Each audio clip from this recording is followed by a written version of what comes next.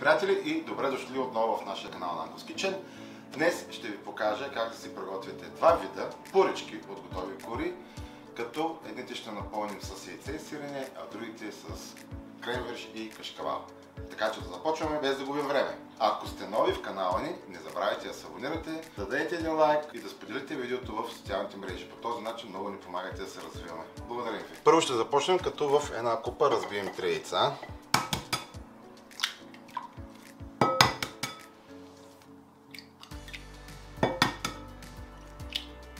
Забравих да кажа, че първо ще направим с яйце и сирене. Добавим 250 грама на трошено сирене и с една вилица почваме да бъркаме. Хубаво е сиренето да е натрошено колкото се може по-наситно. Виждал съм много различни пълнежи за тези банички, за тези хрупкави порички. Така че всеки го прави по собствен вкус. Както ви казах вече, аз ще ви покажа два варианта с кренвирш и кашкавал и с яйце и сирене. От един пакет готови кори ще си отделя 10.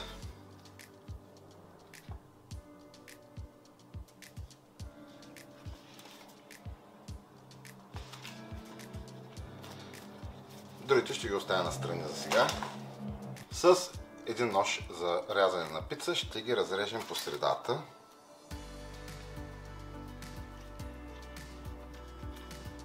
Ето по този начин.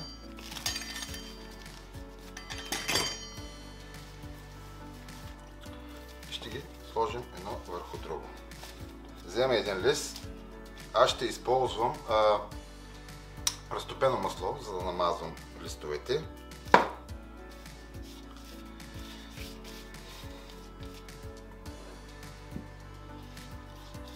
Няма да ги правя с олио, а с масло. Намазахме един лист, взимаме друг, който го слагаме отгоре.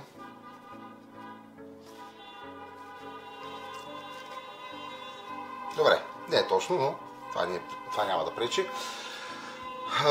Слагаме от плънката в началото.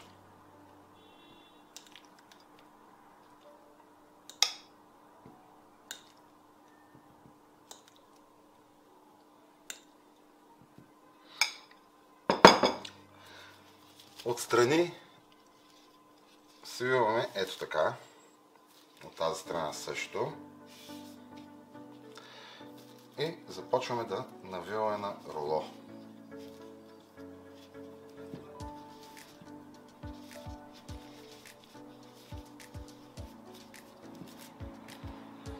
Като аз отгоре пак ще ги намажа ето така с масло.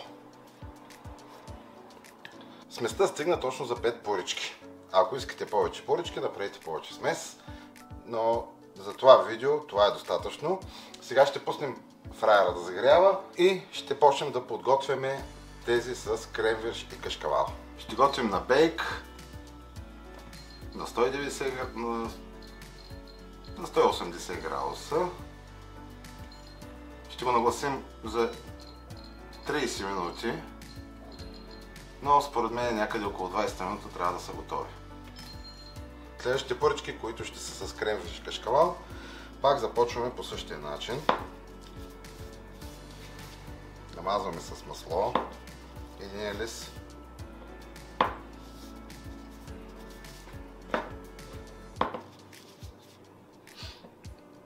Слагаме друг отгоре.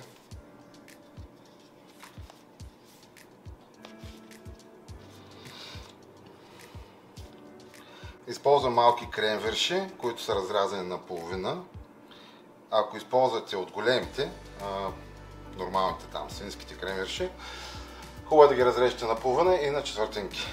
И пак по същия начин извиваме отстрани.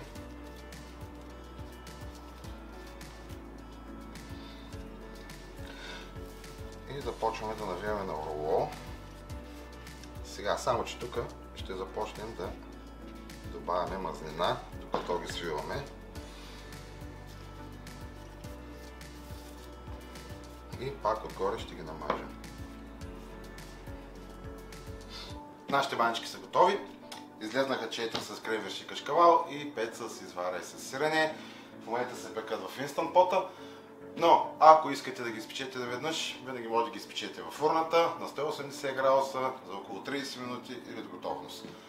Така че ще се видим след 30 минути. Точно 20 минути и нашите банички са готови. Ги извадя и ще сложа тези с кренвирш и кашкавал. Ще наглася фраера отново на 20 минути и ще ги сложа да се пекат. Така че ще се видим отново след 20 минути. Баничките ни са готови. Както казахме, 20 минути за всяка порция. Ето ги с кренвирш и кашкавала. И с яйца и сирене. Това е, приятели, дано видеото да ви е било полезно. Ако е така, дайте лайк, споделете го в социалните мрежи и ще се видим отново в другото видео. Чао!